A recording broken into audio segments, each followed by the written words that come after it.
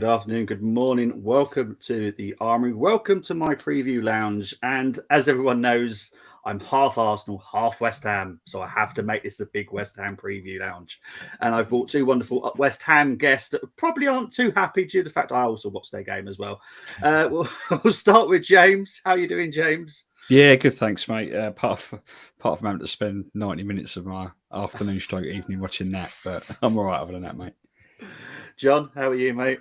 Exactly the same as James. It's just, I don't know where that last 98 minutes of my life has gone, because it certainly felt a lot longer than that. That's for damn sure. But yeah, other than that, mate, I'm tickety boo. Awesome. Now, let's try and get a bit of confidence in you. How are you feeling about obviously Sunday's game? We'll start with you, James. Dreading it is probably the I mean, I tend to go into Arsenal at home fixtures every season going, if we turn up, we've probably got a chance. Doesn't matter what form Arsenal are in, doesn't matter what form we're in, if we turn up, we've got a chance. But this year, this is just a whole different kettle of fish. In my view, Arsenal will win the league. And the way we're playing at the moment, Arsenal are the last team that we want to play.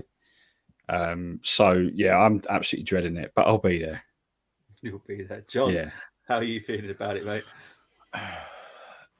Ever since we played Fulham at the weekend, I've had that little brief moment from Ice Age in my head, where the Sabertooths are trying to track down the woolly mammoth, and that guy's going, "I want a mole! I want a mole!" I've had that. That's exactly what it's going to be. It's going to be an absolute mauling, I think it is. But the same as you, James. I'll be there no matter what. It doesn't matter. But you know, it's just Arsenal at home. Is normally quite an entertaining game. We've been coming out of losing positions on a too regular basis for my liking. But yeah, you're always entertained with the London derby, but it's another level with Arsenal, and it's to a degree, it's to be honest with you, I'm only really going so I can have a few beers with my mates before and after the game, to be fair. Numb the pain as much as possible. Fair enough. I always look into the previous fixtures, so I always do the 9 previous fixtures at West Ham, and these are how have they come up? There we go. You have beaten us once in 9 previous. The last one you beat us in 2019. There's been a few high-scoring draws, which I'm kind of like, my eyes keep going to that. I'm going, okay, is that the prediction for this weekend? 3-3. That'd be a very entertaining game. But it's not great for you, is it? Let's be honest. I mean, from my point of view, absolutely not. I mean, Arsenal is a game that you look forward to, but you dread at the same point. You know, I've always said, and I'm saying it in the preview that's coming out tomorrow as well, for that matter. I always say that you don't piss Arsenal off early. That 2016 game was a prime example of that. You know, and when we had when we were under Allardyce, when we were playing you guys at the Emirates, we were, what was it? We were 1-0. Sorry, 1-1 at half time, with a goal from Collinson, if I remember correctly. And then you guys absolutely came out second half and absolutely routed us. And I've got a funny feeling it's going to go exactly the same way. What about you, James? Yeah, I don't see. I can't disagree with any of that. I think, you know, I'm actually surprised that there's only one win. I thought there were more, but that's me just probably dreaming a little bit. But they're normally, like John said, they're entertaining games, but the difference in quality has always been a long way off between, particularly not so much the last 2 years, but particularly before then. That 3-3 draw in 2016 is probably one of the highlights, purely for the Andy Carroll hat trick. But yeah, other than that, it has been pretty dire. And I think particularly since we moved to the London Stadium, that 5-1 win, also in 2016, the big pitch, very, very similar to when we welcomed City. The big pitch really suits teams like Arsenal. And the likes of City, who normally come to West Ham and smash us 5 or 6. We seem to have got better at that recently, as you can see by the scorelines. But yeah, I wouldn't be surprised if it was another 5-1 this weekend. Okay, go on and quickly get into the comments before I get the questions coming in for you. Pick up some Moss Greats countdown. I will give you the money later, mate, because I created it. Hannah's 1-1. Orban didn't score. Wow, he did actually look very good. The pain in the backside for us. He was so good. He was I said in my watch along, if we stay up next season, I'd be very happy to have him alongside Ings and Antonio, 100%. Yeah, and big up to Tony. Hope you're doing well. So the questions are going to have to come in now, and I do apologise. I have to ask it. I'm going to start with you first, John. Mm-hmm. How are you feeling about West Ham season so far? Sorry, I ask this question on every single one, so this one stays constant. Well, that depends, mate. Are we got a ban on blue language, or do we have to keep this? No, PG? you speak however you want to speak about your club, mate. I do think, to be honest with you, I do think a lot of the fan base reaction this season has been an overreaction. I don't think it is as bad as people are making out. It's not brilliant in any shape or form. It's not. But this is West Ham. We're used to this. We're used to squeaking, being down at the bottom for every other season. We're used to it. But the problem is because of the, I wouldn't say just because of the outlay itself in the summer, which I'm sure we'll talk about in a minute. I just think because of the talent we've got there and how much of a polar opposite this season's been to last season, I think that's why people are saying that certain games like Newcastle and Brighton, etc., were the worst they've ever seen. I've seen a lot worse than those performances. You know, Newcastle felt awful at the time, but watching Fulham, we actually played better against Newcastle than we did against Fulham on Saturday.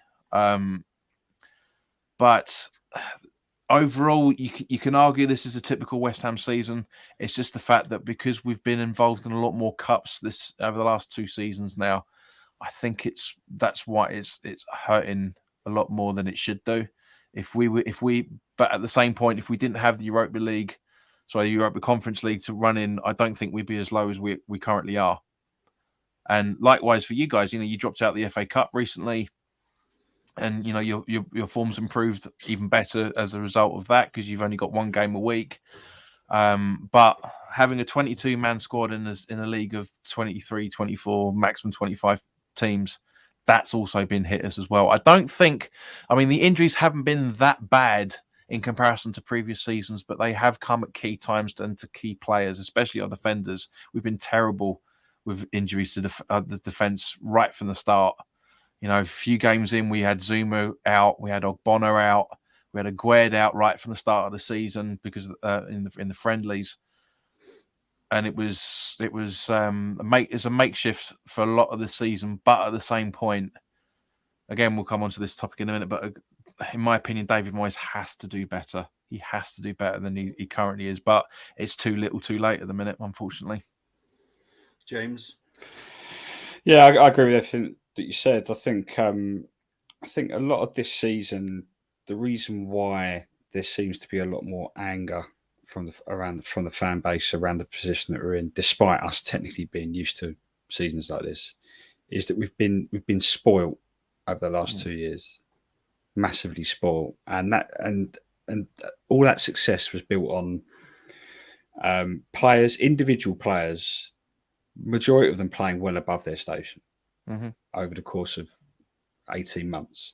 There was I said this on our podcast earlier this week, that there was no way that Souček was going to continue to be the best midfielder in the Premier League for 3 seasons. 1.5 seasons was just as much as he could handle. He started tailing off midway through last season, and that's continued this season. The issue is that David Moyes continues to play him, even though it's clear to everyone, even the opposition, that he's well out of form and needs a little bit of a rest, needs a little bit of time off. Decisions like that from David Moyes hasn't helped, that he's stuck with his old favourites, despite spending 170 million quid in the summer, but still preferring his old favourites over those new investments.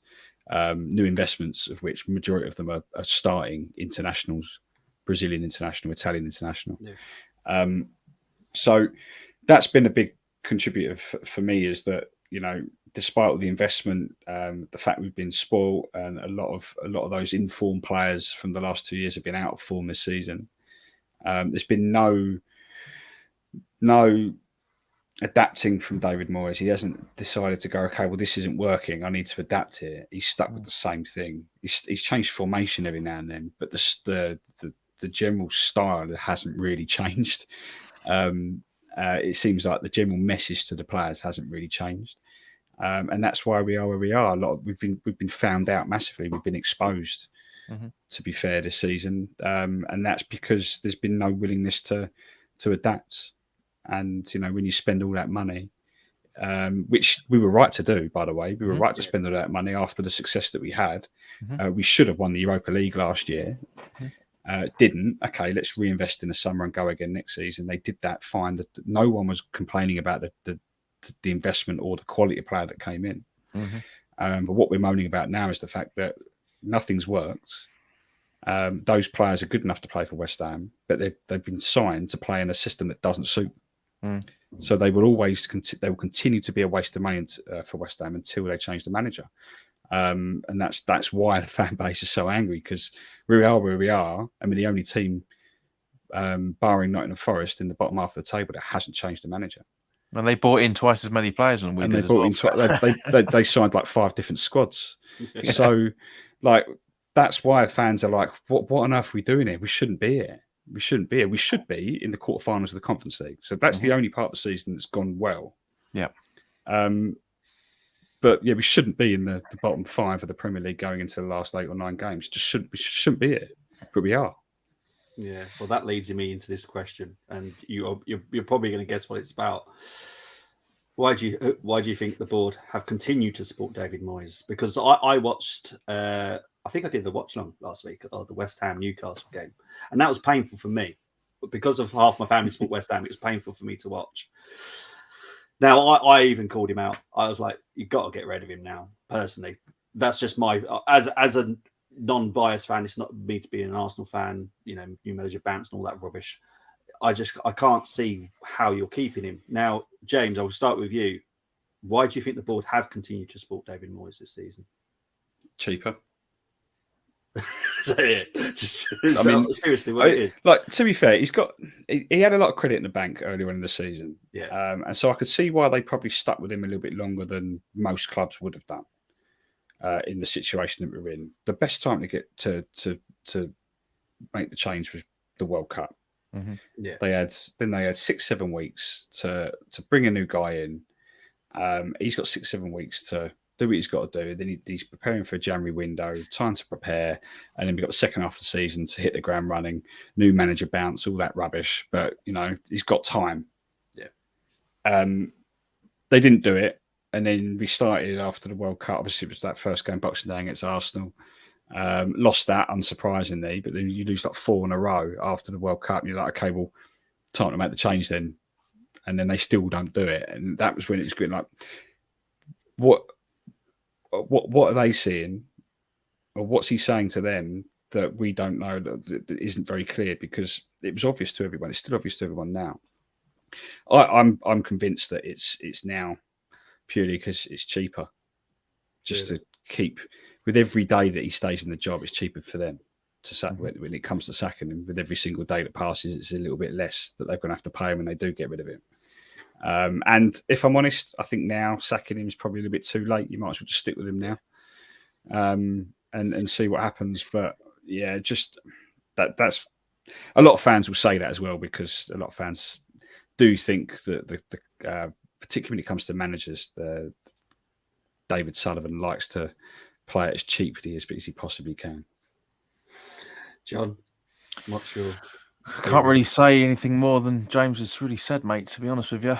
Apart from the fact that I think David Moyes has been kept on because it's a favour to the late David Gold.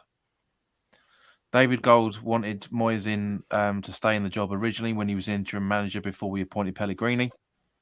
He was a big advocate again, from what we understand, for him coming in again. And I mean, David Moyes, he must have video footage of something. I can't. That's all I'm going to say on that point. But I just can't figure it out. He criticises the fan base. He's doing a lot of Sam Allardyce style. Fans don't know what they're talking about stuff. He said it the other week. He said, "Well, we've got a lot of experts at the stadium." It's probably the people in the West Bank telling me how shit he is week in, week out. But also down to he's also pissing the board off as well. From what I'm hearing. Okay.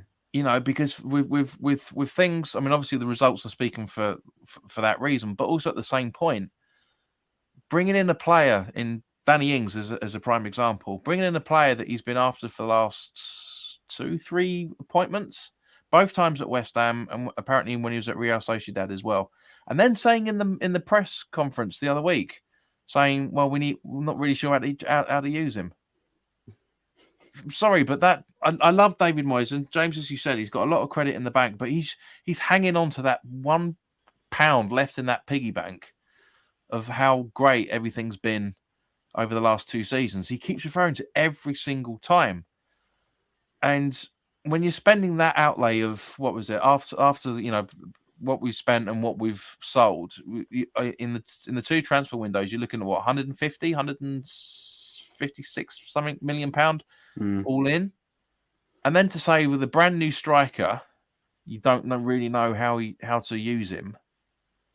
If I was David Sullivan, I would have sacked him there on the spot, quite frankly.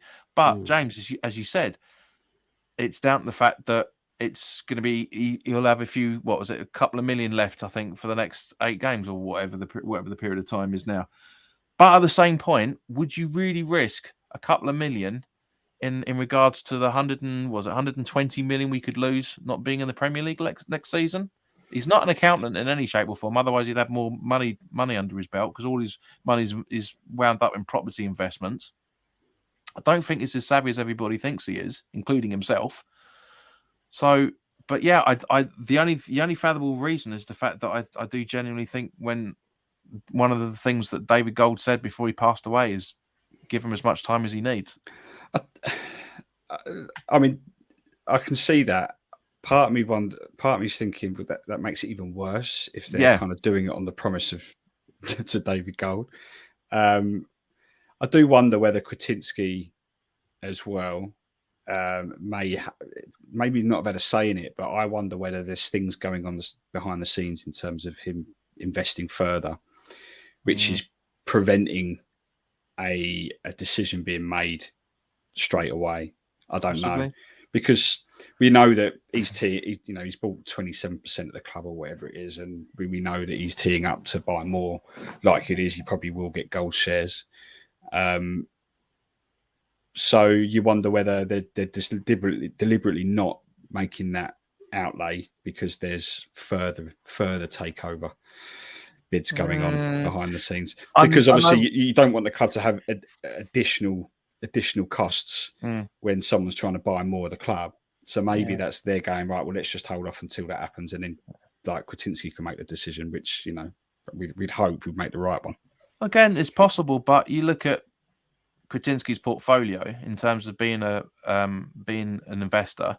He's very much in the background. He actually cares more about Slavia Prague than West Ham because he's been charged by the Czech FA for going in and having a go at the referees at half time for was it last weekend or the weekend after before last. He doesn't really give a shit about West Ham if you look at it from that point of view. Yeah, West Ham is an investment to him, and that's all it is. Obviously, of course, the reason why people have said that is David Gold's shares are up because obviously he's passed away, but there's a very good chance that that his family are going to take on those shares. And obviously, of course, everything about this month, everybody thought that David Sullivan was going to sell up because it was the day, literally the day after that clause, the embarrassment clause expired. That I've said that's never going to happen in a million years. It probably will in the next 2 or 3, but I can't see it this season, especially. I mean, how would you be able to sell a team that have been relegated from the Premier League and get the money that he wants, or sell a team that has just fought relegation and survived by the skin of their teeth? Is what everyone's thinking. Again, it's not going to happen. He's not going to sell for a long time. Yes, James, you're absolutely right. I guarantee you're absolutely right on that one, son. That there's a lot of stuff going on in the background, but there is in every single Premier League club anyway. But the only logical conclusion, and we know logic doesn't work in football, much as business at the best of times. But if David Sullivan does come out in the summer and say, "Yeah, David, we kept him on because that was a promise I made to David Gold," and then we've parted ways with us because he's kept us up, or he's relegated us, whichever way around it's going to be, then I don't think there's going to be that much outcry because everyone's going to sit back on Twitter and other social media content and just go, "Yep, told you. See, we know what David Sullivan's like." We've had this for 12 years. Yeah. It's mad, isn't it? Right. This one, for some reason, when I ask the rival fan, they really struggle. We'll test what James and John thinks of this question. We'll start with John. What are West Ham's strengths that could hurt Arsenal? For some reason, this always puzzles the rival We might as well skip to the next one. There's nothing to say. But do you feel there's any strengths that you've actually got that could actually hurt Arsenal this Sunday? If we're better at aerial duels, I reckon we could give you guys a bit of a taster on that one. Spoiler alert for my preview. I did say one of the weaknesses that we've noticed from Arsenal is they're still weak at in avoiding individual errors. So if we can get Granit Xhaka in the book, that would be a great strength from that point of view. But in terms of the bigger picture and over the 90, I mean, Antonio's going to try and dive as much as possible to get a penalty. He always does that in a London derby. He's turning into bloody Jack Grealish for us. He really irritates me with a lot of that stuff. But I generally can't think of a strength that West Ham have got because that we can give you guys as a weakness because of the position we're in. If you asked the question this time last year, we'd say, yeah, we'd be able to say, set pieces, blah, blah, blah. But now we're just trying to survive, much less trying to concede any goals. Yeah, James. Yeah, no, I agree. I think like our set piece threat is like gone, disappeared, not been there all season, which was almost the backbone to a lot of our success over the last 2 years. So that's disappeared. I would say that over the last few games, maybe not so much today in the Conference League, but I think Jarrod Bowen has really picked up. Mm-hmm. And I wonder whether if he can be on his form, he's even come out and admitted it, that he's feeling a lot more confident and he's feeling like he's kind of getting close to his best form again. If we can get him on his game at the weekend, then he might be able to cause a few problems. You can still tell in the way that he plays that he's hungry for it. You know, one of the few players over the last month that actually looks like he wants to do something positive on the pitch and wants to try and wants to chase balls and wants to beat his defender and wants to get in the box. So I wonder if he's on his game, then he might be able to cause you a few problems. But if I'm honest, there's not a great deal there. But I can guarantee Declan Rice has an absolute stormer because of all the links that are going on. He'll have he'll turn out to have one of the best games of the season. Well, he scored his first ever goal against Arsenal, didn't he? Yeah, victory. So yeah, all this talk. He obviously he's going to go in the summer. Don't know where he's going to go. Obviously, there's been heavy Arsenal links. Yeah. He will have a brilliant game at the weekend. Even if we get absolutely smashed, he'll be a standout performer because he needs to play well in these sort of games in order to get his big money move somewhere. Especially it being on telly as well, for that matter. Exactly. Yeah. I know there is a question in the comments which we'll get to in a bit about that, but. West Ham's weaknesses that Arsenal can exploit. We'll start with you, James. I don't know if you watch much of Arsenal, but is there anything that you're worried about that we can take advantage of?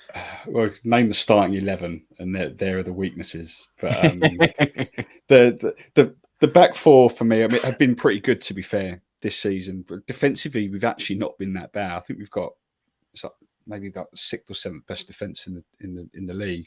Or it probably was up until that Newcastle result. But so defensively defense hasn't been an issue. It's been going forward for us. So I would say that the pace and the trickery of your front three, whoever plays, is likely to be what Saka, Martinelli, and Jesus, I would have thought. Yeah. Like that concerns me a lot because defensively we've been good, but there's zero pace in our back four or back five, whatever he goes with.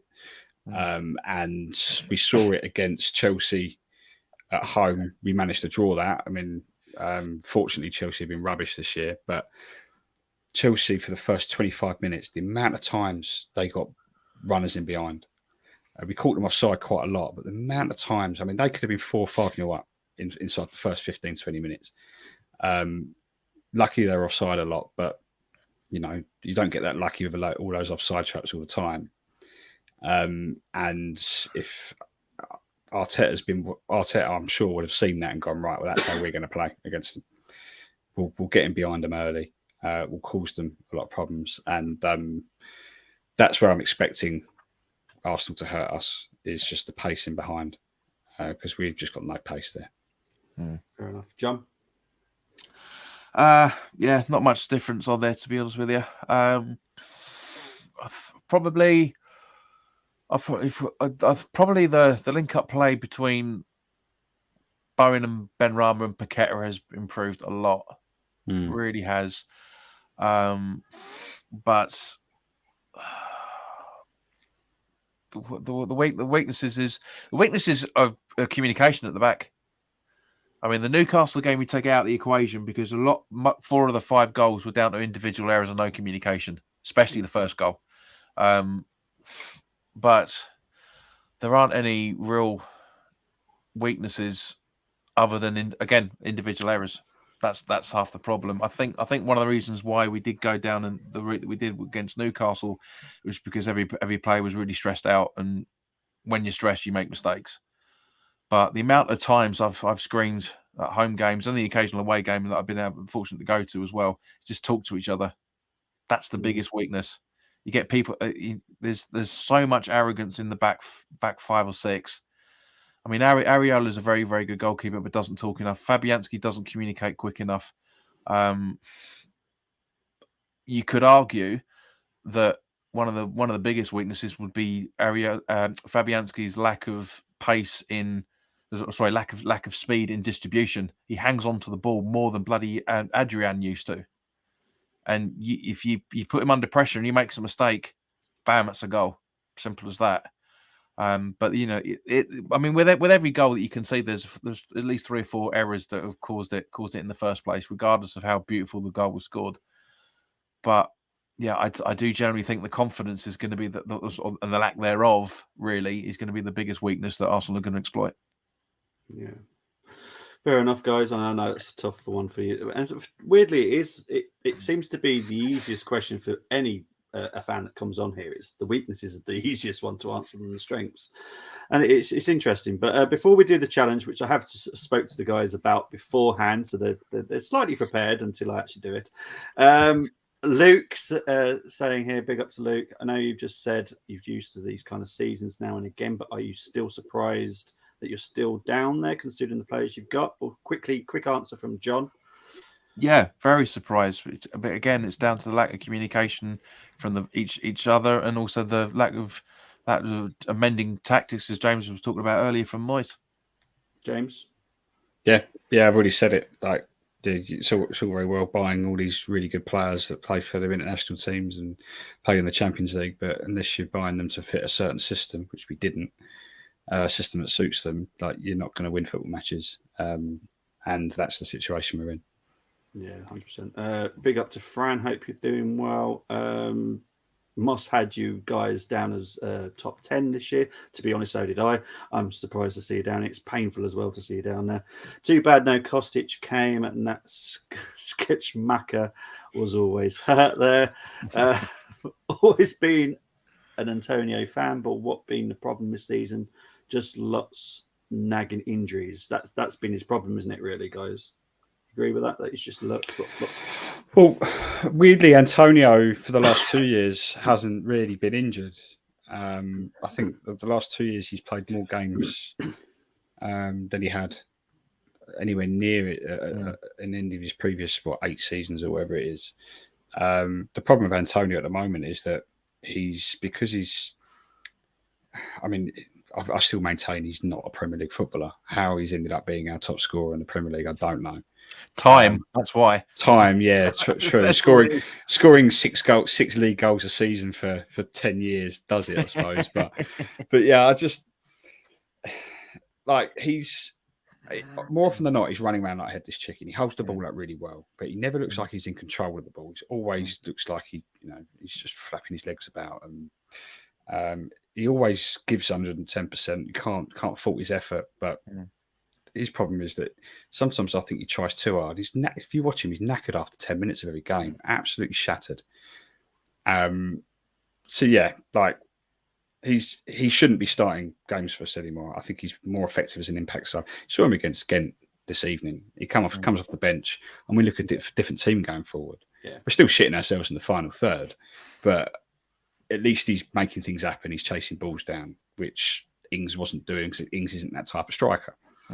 So yeah, but for me, that's Antonio is done as a Premier League starter for me.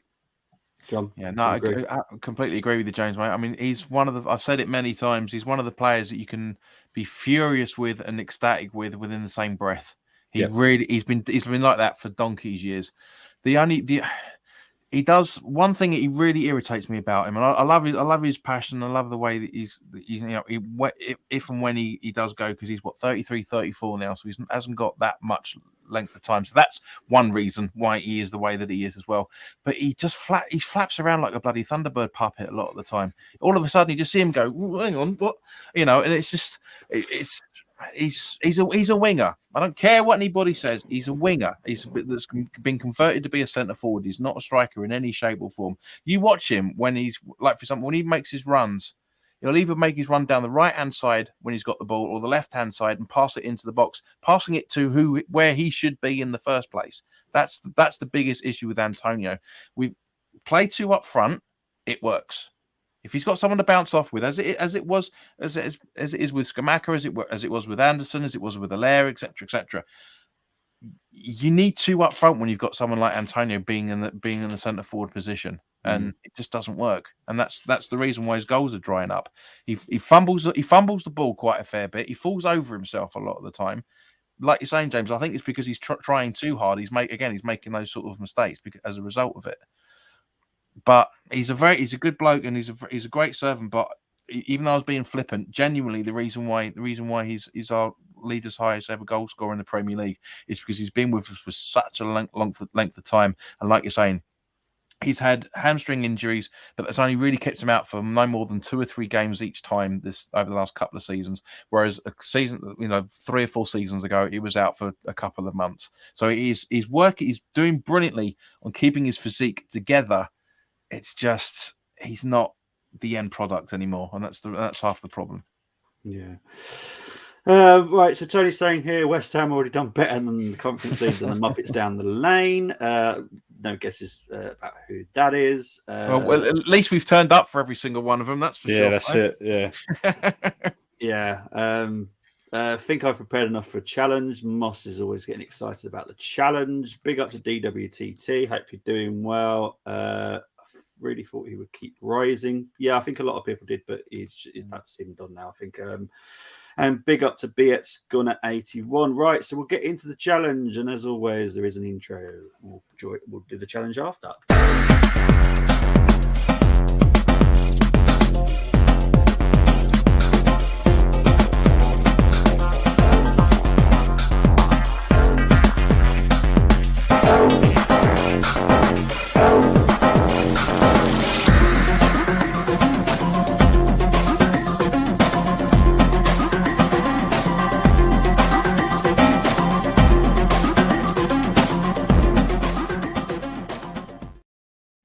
Okay, so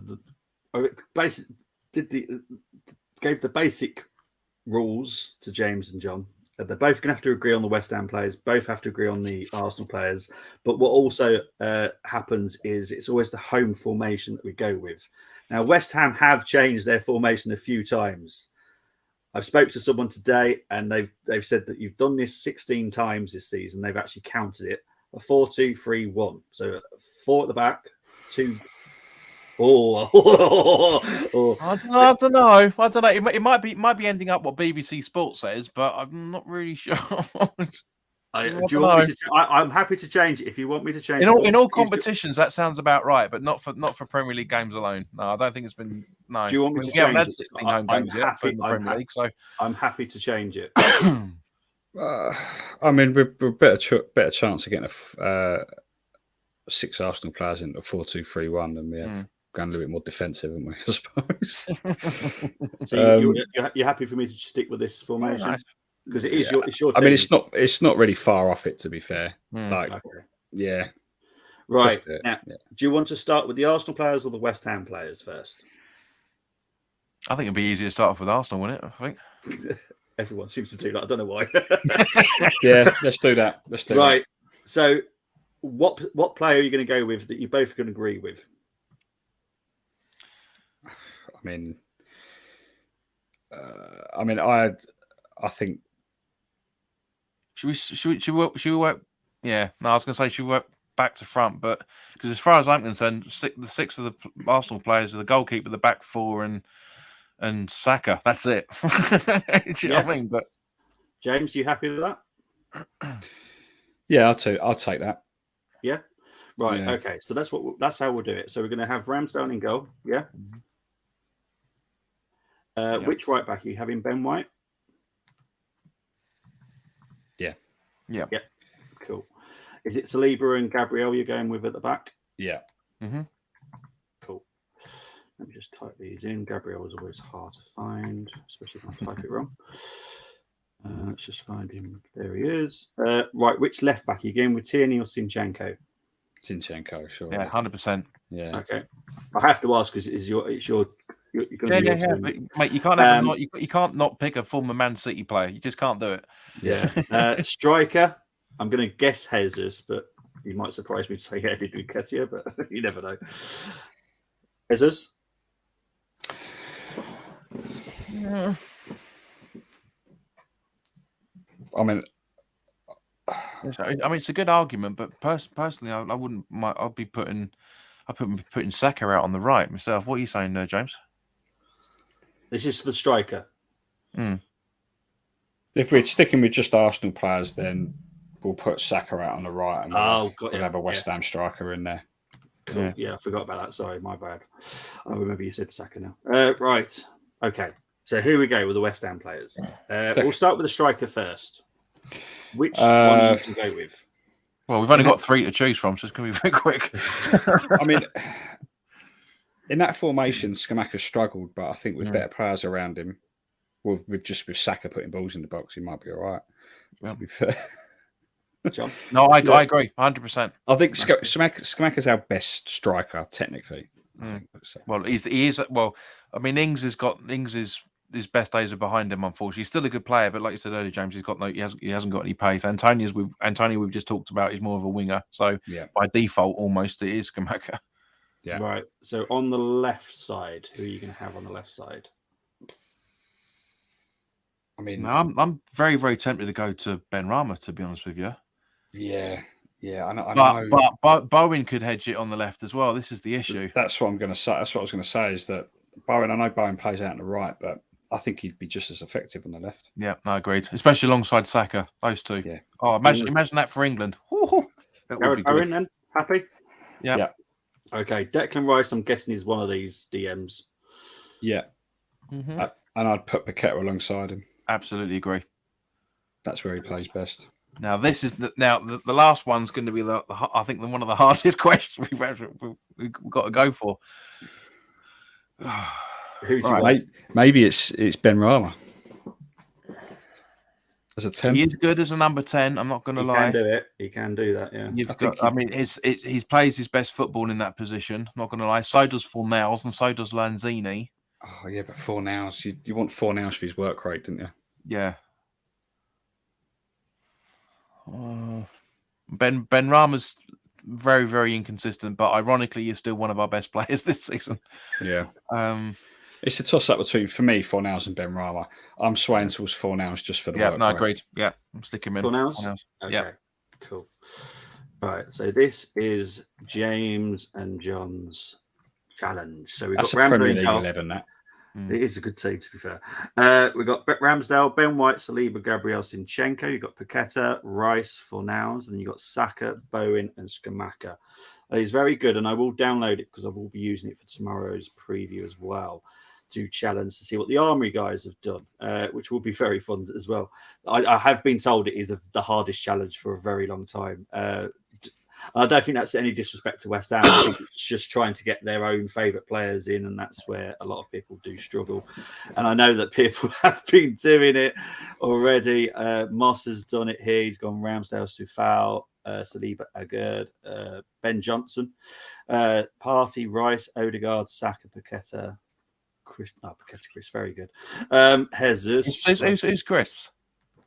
It's just honestly, Moss is hilarious with his little comments sometimes. Luke has gone with Ramsdale, Whiteagard. Well, you've lost already because you've put the one person that whoever put this person in was going to be an instant L, because I don't want to see his name in any of these challenges. Then you got Tierney. Yeah, I just no. Just many reasons, but it's a big no from me. Tierney, Harty, Paqueta, Rice, Bowen, Jesus, Martinelli. It's something to do with obviously off the field, but I just don't rate him. I don't know why anyone signs him, to be honest. Was going to go Bowen and Antonio, but not performing enough. It's not really about the performing. As you know, Mustard, you know the rules. It's nothing to do with how they're performing. It's if we can make a good 11, then we kind of rate it. I think what James and John have done is actually really good. A lot quicker than I thought it was going to be, that's for sure, and less arguments. Tony might have gave a little bit of a clue there. Bobby is a cat person, and you hated the cat too. But yes, that is definitely. There's always one. There was one last week in the Liverpool game. If anyone picked Trent Alexander-Arnold, you would have lost instantly. He's not a defender. He cannot defend to save his life. Right, so let's two last questions, and then one little quick one. I just want a number for that one. But who do you think will win the Premier League this season? John, I'll start with you, please, mate. I do think it's going to be you guys. I really, really do. I think it's going to be quite close. If you finish second, I reckon it'll be a point or a few goal difference, if that. But the way that what was it? You've only lost 3 games all season, if I remember correctly. Something like that. Yeah, it's mad. I mean, that's relatively impossible nowadays. Even Liverpool and Man City can't do that. Yeah, I don't. But yeah, I do generally think it will be close. But yeah, I do think it's going to be you guys. James, I agree. I think it will be Arsenal. I think the difference this season. I know there have been question marks over mentality at Arsenal over the years, particularly in top 4 races or title races, and whether they've got it in them to do it for the whole season. The difference this year is you've gone out of all Premier League winners from Man City. Man City's fringe players that can come in and just add that level of mentality, coupled with the fact that Arteta has also been at City under Guardiola, and that's just completely changed it. It took it a bit while for him to get going, but it just felt like just bring in the right players, invest correctly, and that'll be all the difference. And we're seeing that now, and I think that's what will get you over the line this year. It's just that title winning mentality in the dressing room should get you over the line. Appreciate that, guys. Before I go into score prediction, I do quickly want to ask that quick question that someone put in the comments earlier. How much for Declan Rice do you want, James? And I'll ask you, John, shortly. Joe, we had this debate in the podcast recently. I think, given the season that he's had, let alone West Ham's had, he's been good, but not world class like he was last season. I think that knocks a little bit of money off his asking price, plus the fact that it's another year into his contract. I would be very, very surprised if we got more than 85 million quid for him. Okay. But I would like to say that he goes for 100 million or more, but I think that ship's sailed now. I think if we were challenging for top 6 again this year, yes, 100%, but definitely not. John? Yeah, no, I can't disagree with any of that whatsoever. If we were in a better position, if Rice was a better captain than he currently is, yes, all right, he gives the good gab after the game and stuff, and saying when we're poor and all the rest of it. But if you actually watch him when there's situations, he's not a good captain. He's all arms, isn't he? He's all arms. Yeah, he's up or down, and that's about it. For a prime example of this is when we played Everton at home, and Fabianski was down with that facial injury. Rice was over talking to Moyes, getting some tactics advice with a few other players, and that was it. If that was Mark Noble, he would actually run over to Fabianski first and make sure he's okay, because he was down for quite a while, and then he'd go and talk to the Moyes. Rice didn't even talk to him when he was being walked off the pitch. Creswell had more conversation with Fabianski as he was walking off, making sure he was okay than Rice did. And that's So there's a big few things, but yeah, 70 to 80 million max for me. I it's like that joke that Jose Mourinho made about, who was it?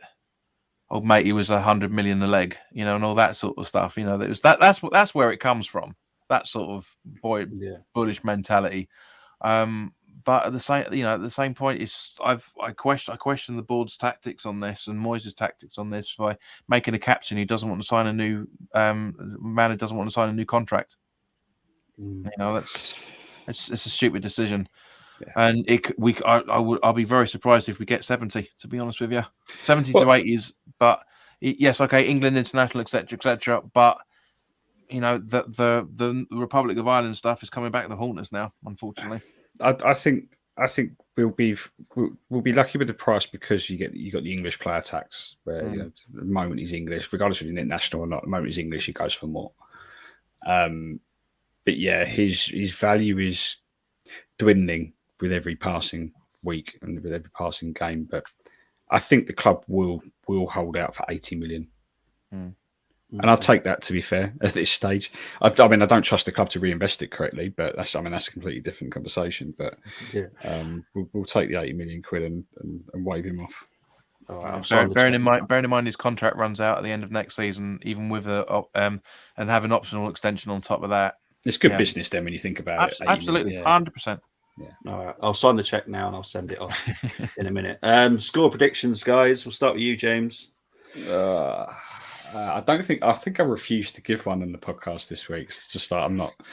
I don't. You can go for a draw, win. You don't even have to go for a score prediction. Then you just. I will. I'll go for it. I'll stick my neck out. I'm going to say it's going to be surprisingly tight. This is going to be wishful thinking, and it's going to be 3-1. And that for West Ham, that would be a tight defeat. To be fair, against Arsenal in this situation. Yeah, John. That's exactly what I was going to say. 3-1. It's got it absolutely written all over it. And we'll go 1-0 up. Yeah, exactly. Yeah. But either that or I'll be very surprised if we actually get a shot on target. To be honest with you, the way that you guys have been defending recently is mental. But yeah, 3-1 and I'll be very happy. And I have to be honest, none of us have spoke about this before we went on stream, but mine's 3-1 as well. It's weird that we've all gone for the same score. Let's hope it is. I'm Johnny, actually James as well. Are you doing a watch along for the weekend as well? I won't be because I'll be at the ground. Oh, you'll be at the ground. Yeah, me too. I'll be there. Okay. Well, I'll be doing a watch along because I live in Wolverhampton now, so nowhere near Essex anymore. So I won't be there, unfortunately. Let's just quickly go into the comments before he's going to Chelsea. That's definitely not happening now. That won't be happening. Yeah, they need to sell about 20 players at the moment, so I'm not too worried about that. Right. We'll start with you, James. Where can people find you, mate? Yeah, so we are West Ham podcast on all the podcast platforms. We're on YouTube, TikTok, Instagram. All of it is at @weare_West Ham. So yeah, just if you want to go and check us out, just me and my co-host Will. Every time we're most well known and most popular for our opposition views. We always speak to an opposition fan before every game, even the European ones as well. So we had a Belgian journalist on for the game today, which is really informative. So yeah, we are West Ham. Thank you very much, mate. John. Yep. You can find me on with that JPWHUTV on YouTube predominantly. We're on Facebook as well, Twitter, but don't really use social media as much as I used to. But yeah, so we've the channel's been going for about 6 years now in its current form, and we've been doing watch-alongs for every single away game over the last 4. So even before COVID, we were the channel that everyone used to go to before COVID. But yeah, come and check us out. We've the watch-alongs are usually quite fun. We have music at half time, good conversation with loads of different supporters as well. And yeah, if you want to help support the channel, we're on Patreon as well, for that matter, for extended content. Thank you ever so much, guys. Really appreciate it. It's been a great show, as always. Well done, West Ham lads. Did yourselves proud, I believe. There you go. Thank you, Moss. You'll see me tomorrow at 7 p.m. back here with the Armory lads, with a special guest. Steve K is joining us tomorrow. Then on Saturday, I'll be back on Full Time Sports Network to do the score at 3 o'clock. Moss will be hopefully better and be able to watch a British game due to the fact he lives in Canada. And then on Sunday, I will be here doing the watch along, and I hope it's not painful. I did the Liverpool game, and that was painful. I even did the West Ham game. That was painful. Not being a West Ham fan, it was painful for me to watch. I just hated seeing you lose 5-1. And to be honest, it wasn't totally deserved either, in my opinion, the whole 5-1. It was closer than the scoreline suggested. But guys, it's been a really great show. Really appreciate everyone in the comments. And as always, before I go, and I'm sorry, James and John, but I have to say it, come on, you Gunners. Take care, everyone.